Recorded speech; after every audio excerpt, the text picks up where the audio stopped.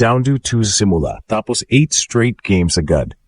Kinulat nga, si Alex Ayala binutata si Kayla Day 6-2, 6-3 para umabante sa finals ng Guadalajara 125 Open sa Mexico. Ang kanyang ikalawang WTA final ngayong taon, una, Eastbourne noong Hunyo. Match time, 1-8 lang. Sa biyahe papuntang finals, diniin ni Ayala si Ariane Hartono 6-2, 6, Arthur 2. Sinunod ang marathon comeback kontra Varvara Lepchenko 6-7-3, 7-6-3, 6-6-3 at pinatay ang momentum ni Nicole Fossa-Huergo 7-6-2, 6-2 QF.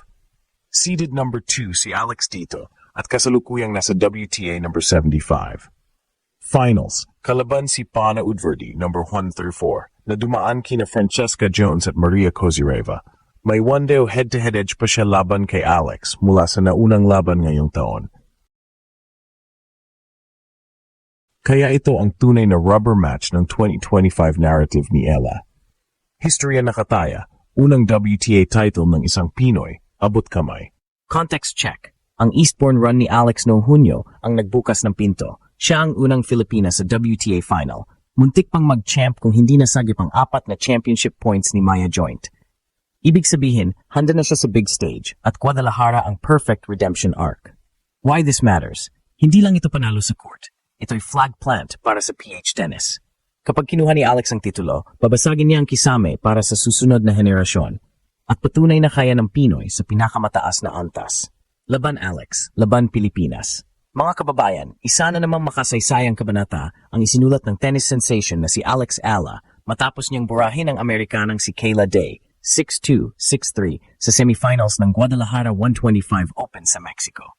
Grabe kung paano nagsimula ang laban ay parang pelikula. 0-2 agad si Alex, pero sa halip na matakot, biglang nagliyab ang kanyang laro. 6 na sunod-sunod na games ang pinanalo niya para maagaw ang first set, 6-2. Hindi lang yon, sa second set, nagpaulan agad ng winner si Alex at lumamang ng 2-0. Kahit nakabawi ng 2 games si Day, bumalik agad ang kontrol ng Pinay Pride at tinapos ang laban sa loob ng 1 oras at 8 minuto. Ito na ang ikalawang beses na makarating sa WTA final si Alex ngayong taon. Ang una ay sa Eastbourne Open noong Hunyo, kung saan muntik na siyang makuha ang titulo laban sa Australian teen na si Maya Joint. Sa pagkakataong ito, mas determinado si Alex na tapusin ang misyon. Kunin ang kauna-unahang WTA title para sa Pilipinas. Pero hindi madali ang dinanan niya papuntang finals. Pinabagsak niya ang 3 malalakas na kalaban, Ariane Hartono, Varvara Lepchenko sa isang marathon match at Nicole Fossa-Huergo bago niya ginulat ang mundo sa panalo kontra Day. At ngayon, nakatutok ang buong bayan sa finals laban kay Pana Udvardy ng Hungary.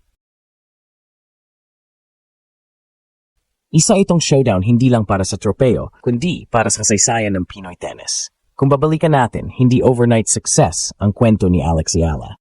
Sa bawat laban niya, dala niya ang bigat ng bansang matagal nang naghihintay ng bituin sa tennis. At dito sa Guadalajara 125 Open, muli niyang pinatunayan na hindi lang siya basta Filipina player, kundi isang global contender. Bago pa man ang semifinal kontra Kayla Day, matindi na ang dinaanan ni Alex. Una niyang tinapos ang laban kay Ariane Hartono 6-2, 6-2, isang dominanteng simula. Pagkatapos, sinalubong siya ng veteranang si Varvara Lepchenko na muntik nang magpatigil sa kanyang kampanya. Pero dito lumabas ang karakter ni Alex. Kahit natalo sa unang set at kinapos sa second tiebreak, hindi siya bumitaw. Sa ikatlong set, bumawi siya at pinakita ang kanyang tibay, 6-3, para makapasok sa quarterfinals. Doon naman niya pinatumba si Nicole Fossa-Huergo, 7-6, 6-2, bago ang kanyang matinding semifinal masterclass. Kung titignan, bawat laban ay parang hakbang sa isang mas malaking destiny. At kung maalala natin ang Eastbourne Open noong Hunyo, halos hawak na niya ang tropeo na muntikan niyang tapusin ang championship points laban kay Maya Joint. Pero kahit hindi niya nakuha ang titulo, nagbigay iyon ng apoy sa kanya. Isang paalala na kaya niyang makipagsabayan at manalo sa pinakamalalaking yugto ng tennis. Ngayon, dala niya ang lahat ng aral at sakit na iyon papuntang finals kontra kay Pana Udvardy ng Hungary. At hindi ito basta laban. Ito ay pagkakataon na muling iguhit ang pangalan ng Pilipinas sa mapa ng tennis world. Ito na ang pinakahihintay na sandali. Sa finals ng Guadalajara 125 Open, haharapin ni Alex Ayala ang world no. 134 na si Pana Udvardy ng Hungary.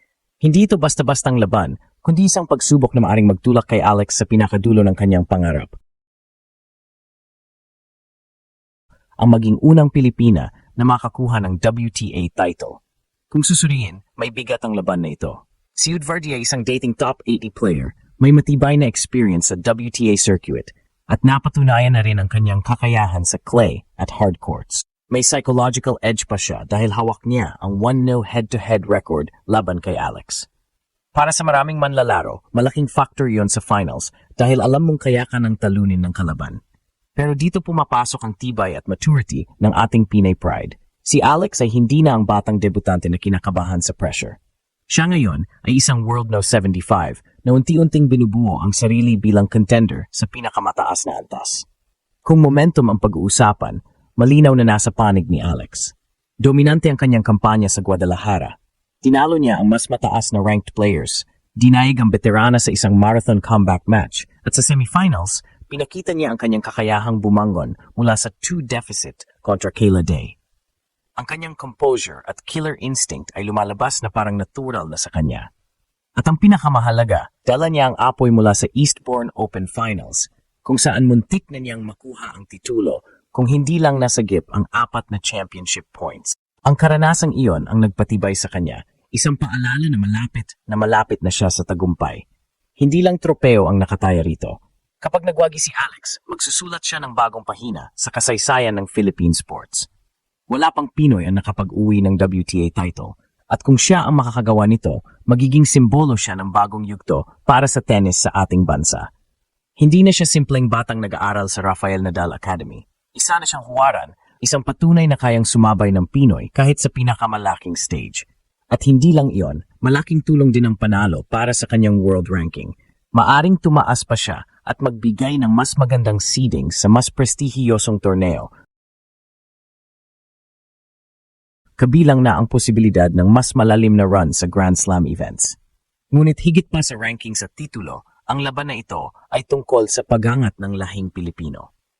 Sa bawat palo ng raketa ni Alex, dala niya ang libo-libong kabataang nangangarap din ng pagkakataong makalaro sa global stage.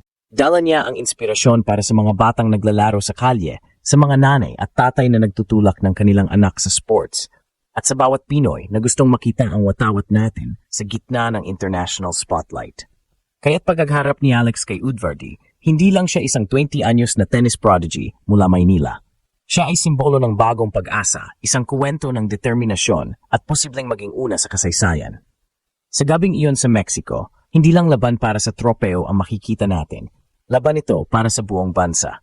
At kung magtatagumpay siya, muling gugulantangin ni Alex Ayala ang buong mundo.